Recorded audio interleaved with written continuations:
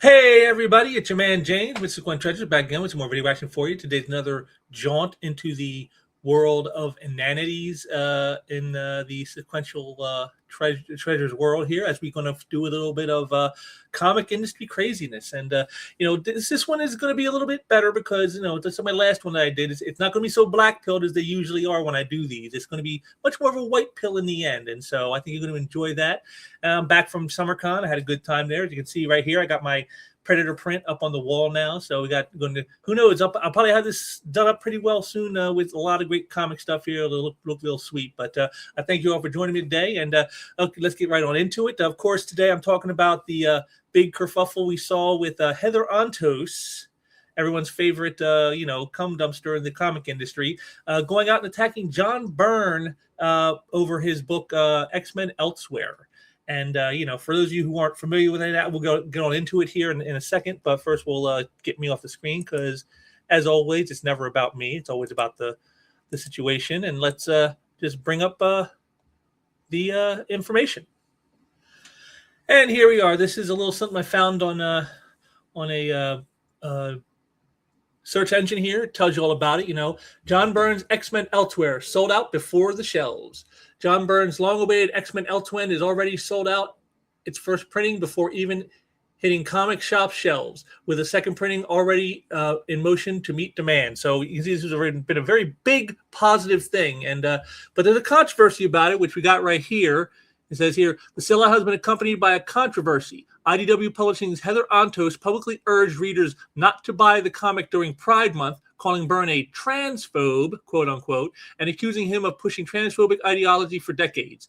Antos's comments have sparked debate over the creator's legacy, reader choice, and whether industry figures should gatekeep what fans can purchase. And then we got here at the bottom line, X-Men Elsewhere is a rare case where a creator's passion project has met overwhelming fan demand, but the controversy over Byrne's past remarks has turned the release into a cultural flashpoint. And that's kind of what we're at with this. And it's just interesting to me that this is coming out now, because again, and Heather Antos, of all people, to do this. I mean, this is someone who I'd almost forgotten about. I've almost forgotten they existed.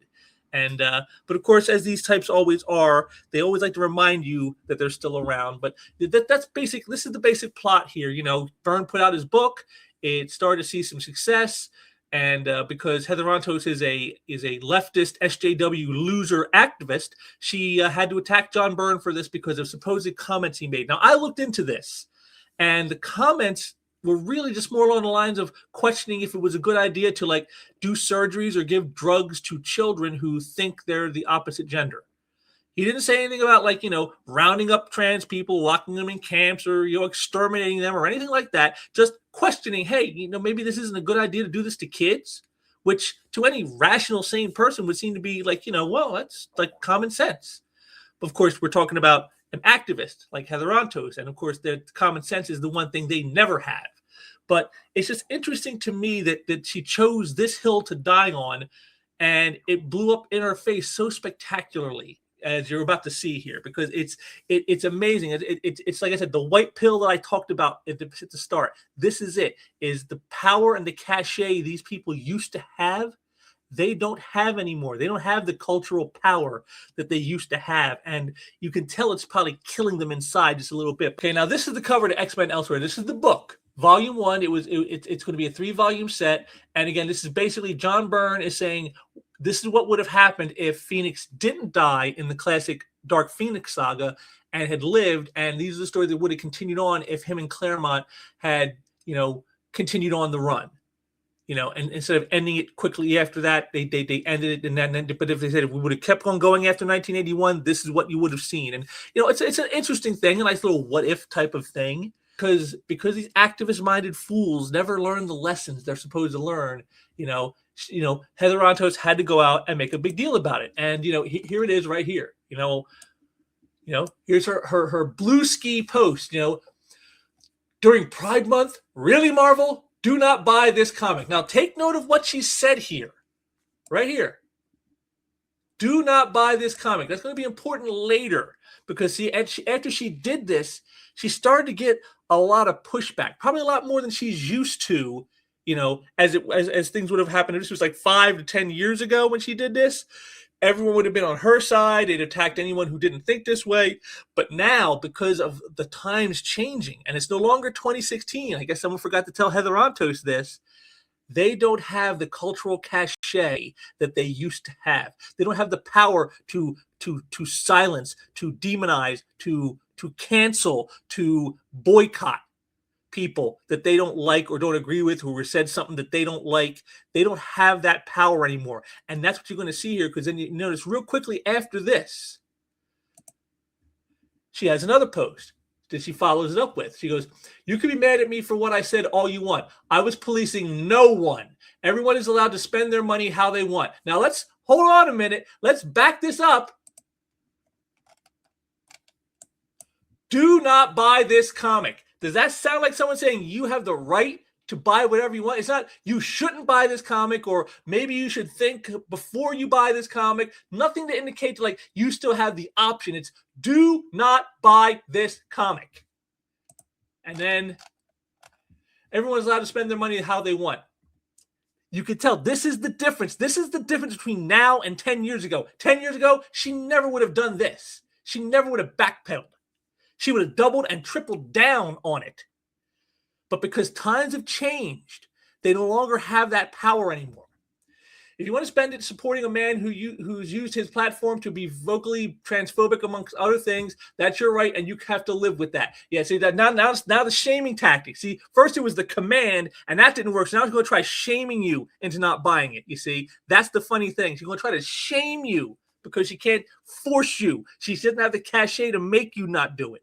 But again, it's interesting to me how these types never learn the lesson. But now, Byrne is no innocent flower, okay? As someone who used to go to the old John Byrne chats on DC when they were on AOL back in like 96, 97, I was in his Wonder Woman chats. Byrne is definitely not a quote-unquote politically correct-minded person. And, he said things, he's a well-known curmudgeon in the industry, probably even more curmudgeonly than I am. And, so, yeah, of course he said things that, like, by some political correct standard of today would be seen as quote unquote problematic, but that's just who he is. And we've all known this. This isn't like some new information she's putting out there, and again, transphobic because he questioned whether it was okay to medically and through drugs transition children, saying that may not be a good idea, that he had questions about this and questions of if that was ethical or moral. You see, and that's the funny thing, because her whole thing boils down to morality. You're gonna if you're gonna support a transphobe, you have to live with that. See, a moral judgment, and yet she's castigating Byrne for a moral judgment he made like 10 years ago. That's the funny thing. It's not even like he said this like yesterday or a couple days ago or last week. This is like from a decade ago. Who knows? Byrne may be on her side of this issue now. Who knows? But of course, that doesn't matter to someone like Heather Antos. That never does to the activist class. But what really gets me is what you see now is how the activist minds are kind of going against each other in all of this. Because her pushback wasn't just from, like, say, people like myself who obviously disagree with, Heather Antos on probably like 99% of the stuff she says. No. The best was this. Here we go. Everyone's favorite hobgoblin, Rich Johnston.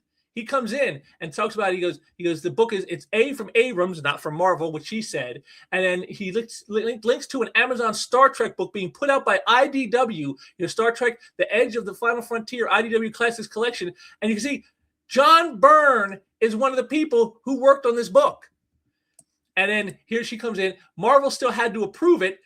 B, I am not responsible for Chris Ryall, the main editor at IDW. Can we stop holding women responsible for men's actions? Except did she speak out against this? Did she tell Chris Ryall you shouldn't do this? Did she have any internal memos that were put around, or anything to show that she was not for this? And of course she doesn't.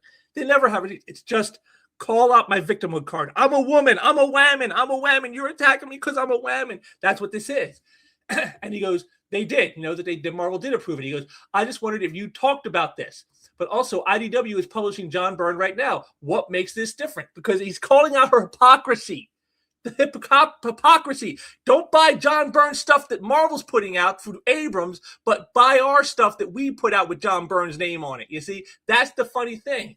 And then, she comes in. I never said it was. People can spend their money supporting whatever books they choose. Again, what was the original tweet? What was the original Blue Ski post? Do not buy this comic. Okay, there it is. Again, lying again. I choose not to spend mine on John Byrne books. I can only hope people educate themselves and make the best decisions for themselves. But that's not what she said.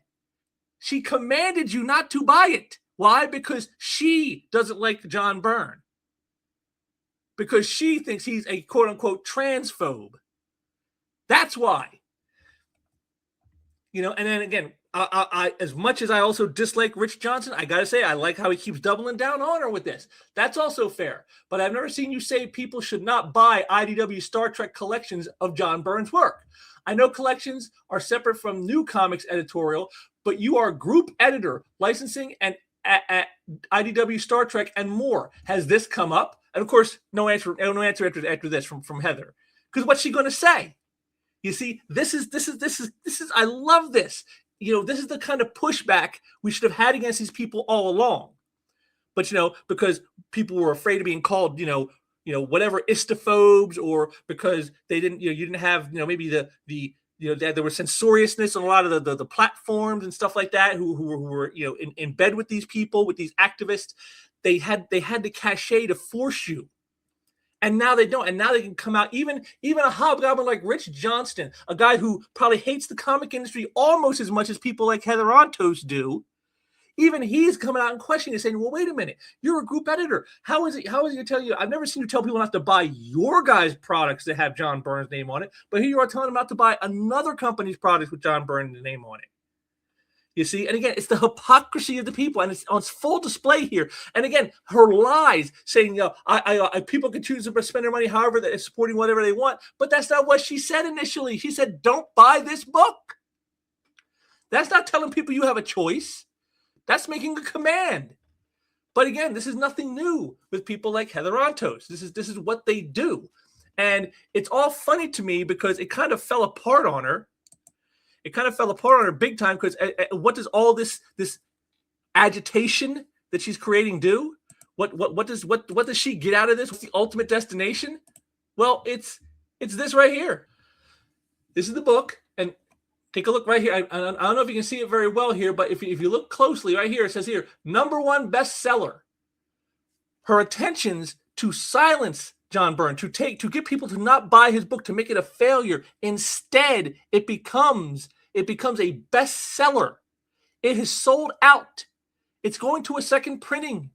People who otherwise may not have bought this went out and bought it just because she said not to. This is how little cultural cachet these people now have. No one cares about them and what they think anymore. They don't fear these people anymore like we used to. We don't cower at their pronouncements like we used to because they no longer hold the cultural cachet. And that is the big change that we have seen. This is the white pill moment, folks. The fact they tried to cancel John Byrne and this book, and instead of doing that, which 5 or 10 years ago might have happened, now what happens? The book is a bestseller and a sold out and going to second printings. This is what they can do now. This is how little power these people now have. It's a good thing. It gives me hope that maybe finally we're starting to, move forward and break from what has been in the industry for the last, like I said, last decade or so. We need to take this moment and understand that these people never really had the power that they think they did. And I'm going to show you just how bad Heather Antos is, not just at her job, but as a human being, which is why we should never fear people like her when they make these pronouncements and attacks. So I'm going to bring out some golden oldies here from good old Heather. Things she said in the past, not that long ago, and we'll see how she likes a little bit of being called out the way she just tried to do to John Byrne. Now, this is an oldie. Someone comes in asking about the Gwenpool book back in 2017. It is maybe next week, I think, maybe a week after. I don't know. She goes, cool. You should probably focus on that. And thanks for the reply. She goes, lucky for you, it was sent to the print weeks ago. Not much to focus on with that issue. So she doesn't even know when the book she is working on is coming out. Now, you would think as an editor, that's like one of the key things you need to know is like when someone needs to know what's going on, when your book is going to be out, you need to be the one in the know. This is how poor she is at her job. And, again, I couldn't find the images because I didn't feel like pulling through a whole bunch of IDW dreck of Star Trek, that they're producing to find them. But I've seen these things where there's issues now that she misses grammatical errors and spelling errors in the books. Again, that's the job of the editor to correct these things, and she's not correcting them. Why? Because she's too busy being online attacking people like John Byrne. Here's another one, attacking more people in the industry. Wow, this is sincerely disappointing, Todd McFarlane. Way to perpetuate the stereotype that boys are unable to relate to, empathize with girls. Toys don't make serial killers, but Toxic Masculinity certain has a proven track record of doing just that. This is, of course, when Todd McFarlane came out and said that, he doesn't make a lot of female action figures in his toy line and his toy company because boys tend not to want to buy them. Which is true. I didn't know too many guys who played with She-Ra, but I knew a lot of guys who played with He-Man. So it's actually a proven thing that, boys tend not to want to play with the girl dolls, the girl action figures.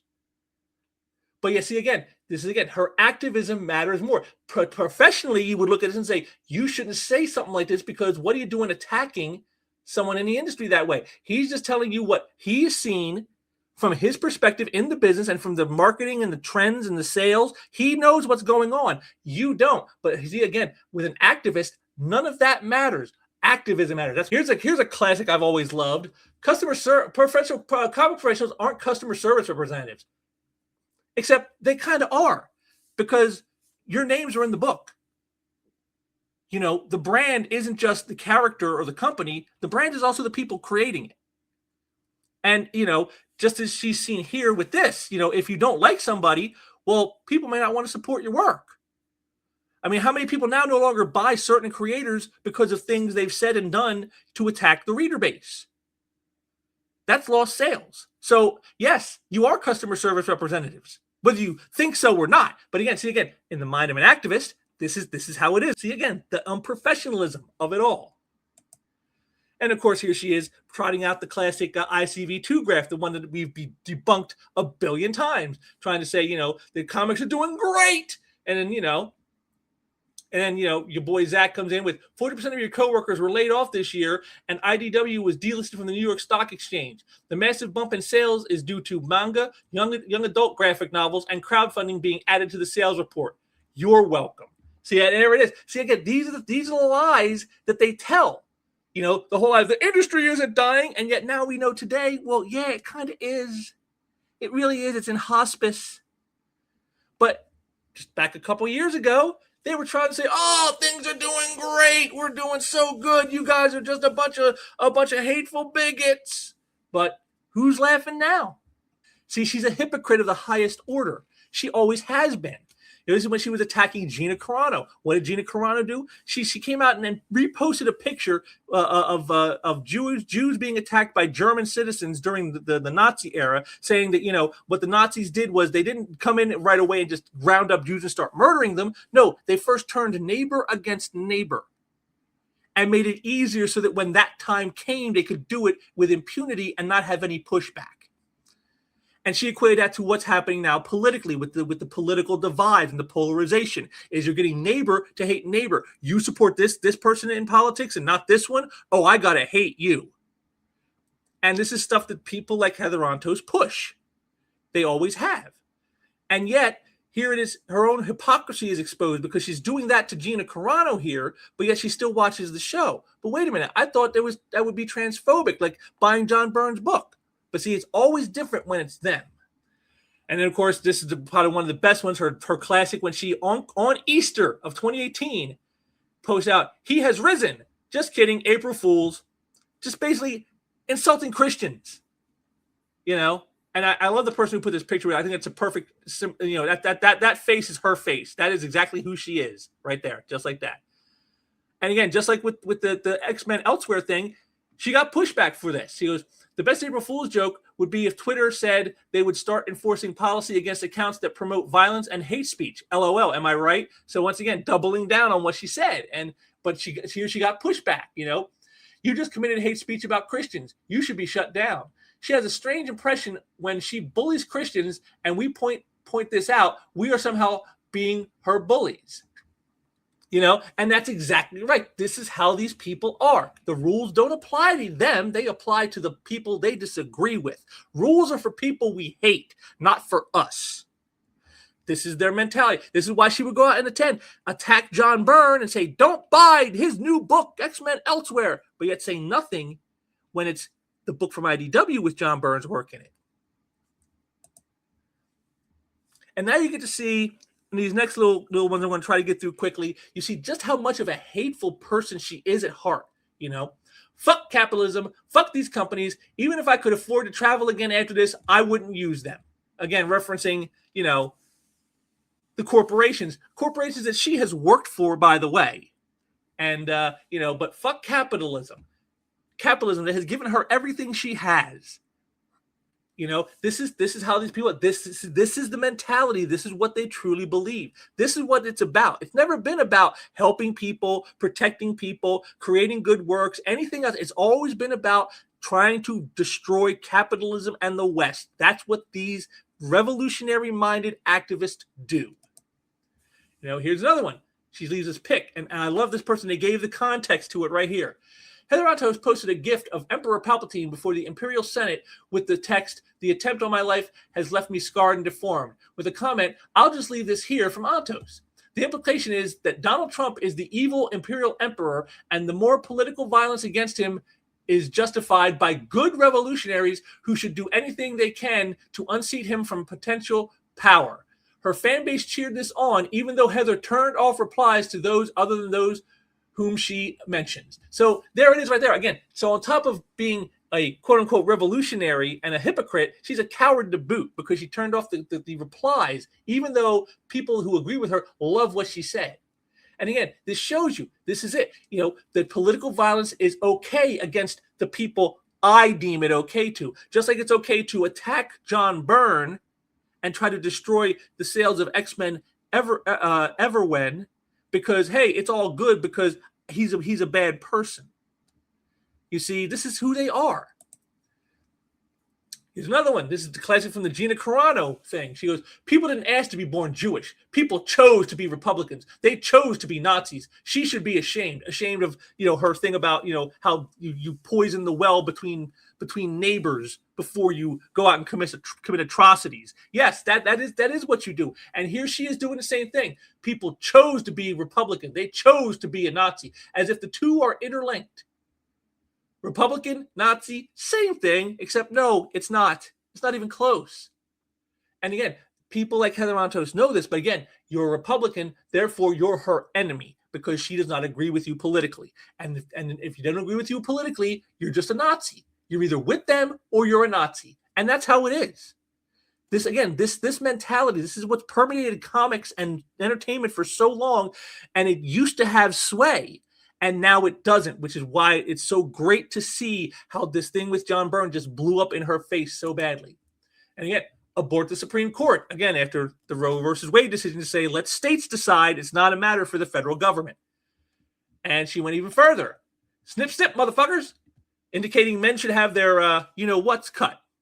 And so, again, violence. She's okay with violence to suit her goals. But if you were to say anything mean to her, like when I call her everyone's favorite cum dumpster in the comic industry, that's somehow evil. And I'm a bigot and I'm a misogynist and all this other shit because I make those jokes about that. But her here calling for violence against people, actual physical damage done to people, that's okay because it's the right kind of people I'm doing it to. Like Millie Alcock's comment about if you're pissing off the right people, you're doing a good job. With the Supergirl film. And this is the mentality they have. Violence is fine as long as we're doing it to the ones we don't like because we're justified. They're not. And of course, here's the best of the best, the one that will always ring out the most to me. What thing has the worst fans?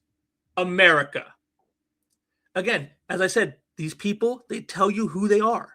She hates America. She hates capitalism. She hates the West. She hates white people, especially men. She hates these things with a burning passion, so much so that she cannot do her own job because she's too busy attacking people like John Byrne on the internet to correctly edit the books and to know when they're coming out, which is the job she's being paid to do. This is who these people are. This is what they're about. This is what they've always been about. And this is why it's so good to see that the cultural impact they used to have is no longer there. And we must make sure it never returns. Laugh at these people, mock them, belittle them, make them the butt of every single joke you can. That takes power from them. That is why we are where we are now than where we were 10 years ago, when a mere threat from someone like her will be enough to shut things down. But now it blows up in their face instead.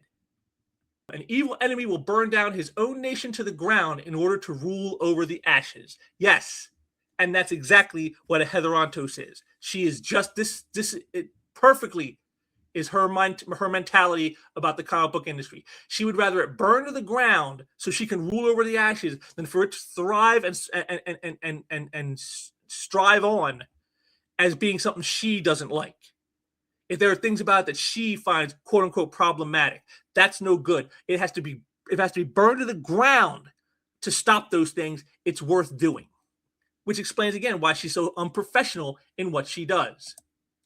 And again, this is something I made, a little meme I made a while ago. I never got to use it, but I think this perfectly sums up the whole thing right here. This is how the activists who have infected the mainstream companies like Marvel and DC. This is how so that's how I imagine our target audience. This is what they think. They think this is what they want, and it's not. What it is, what they do want is John Byrne's Elsewhere. That's what they want.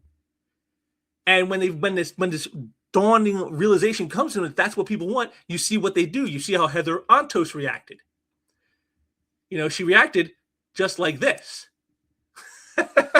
This is Heather Antos. Yes. Now I'll be straight up with you. I AI'd this. I got a picture of Heather Antos and the end of the X-Men Elsewhere book, and this is what it came up with, and it just perfectly encapsulates who she is. Don't buy this book, you bigots. That's who she thinks she is. This is who she truly is.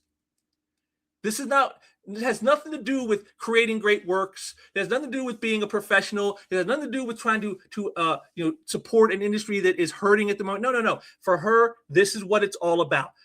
Taking it to people she hates. That's what she uses her seat of power for. And it's so good to see that finally, she's losing the cachet to be able to affect anything. I am so happy and pleased that this is going on, that John Byrne's book is doing well. Even though John Byrne is a curmudgeon and he said things that even I don't agree with, but I'm okay with that, because as long as he wants to create great works that the readers want, that's all that matters. It doesn't matter to me if he doesn't agree with me on every political issue. I've said this many times before, back in when I was reading in the 80s and the 90s, I didn't know what these people's political views were on anything. I never cared. I didn't care what they thought about a social topic. All I cared about was, hey, are they telling great stories? Are they showing respect to the characters and to the audience that loves them? That's all I cared about. And so it's good to see that we're getting back to some of that. And that kind of mentality is starting to reemerge after a long, dark night. And so it's really good for me to see this happening. And so I just had to speak on this. I had to get in here and make my comments known, because I just thought it was kind of very interesting how things have changed so much in the last 10 years to where they were back then. To where a person like Heather Antos, who used to be able to instill fear and cancellation on people, now is doing the exact opposite because she's so stupid and no one's told her it's not 2016 anymore, I guess. And there's now so many more options open to creators with crowdfunding, with smaller press companies who are doing so much better. You got Titan Comics with the great Conan line. You got the Energon universe over and the Ghost Machine universe over at Image. You have smaller publishers like Madcap doing Flash Gordon, which I've just started getting into, and it's an awesome book. Everyone should check out. This is what we need. And to see this happen, it just gives me hope that maybe, just maybe, we're coming out of a long, dark tunnel. And I'm starting to see a little bit of light. So I just wanted to share this with you guys. to help give you a little bit of white pilling, because I think it's something that we've all been needing for quite some time. So there you have it. Heather Antos and the boycott that wasn't. It's I love it. It makes me laugh. It makes me feel a bit of joy, not just at her failure, which is what I wanted, but at the fact that it shows me that things are changing. I was, for a while there, I was getting kind of black pilled myself. I was thinking, it's only going to get worse and worse. It's never going to get any better. But instead, it's starting to show signs, like between this and that DC blackout that failed so badly, it's starting to show me that maybe things are starting to turn around, and we're starting to head back to a place where people can actually enjoy what they enjoy, and we can have great comic works, and we can have people doing great stuff for us that we can love, and we don't have to worry about being attacked for it, or having being canceled, or having people come after us because we supported someone that certain other people didn't like, and that's a good thing. So I wanted to give this to you guys today to get some good laughs, look back at some old memories of Heather's more powerful days and how they're gone forever, it seems, hopefully. And just that maybe things are finally going to start getting a little better for everybody. So I thank you all for joining me today. I hope you got some fun out of this. Hope you got some laughs, and maybe even learn a little something on the side. And always is something I want to do. So I thank you for joining me, and I want to say, make sure to like, share, subscribe, all the good stuff. And I will be back soon with some more stuff, because I'm always doing stuff around here, as you know. So until next time, take care. Hey, if you enjoyed this content, make sure to like, share, and subscribe to the channel. Thank you very much.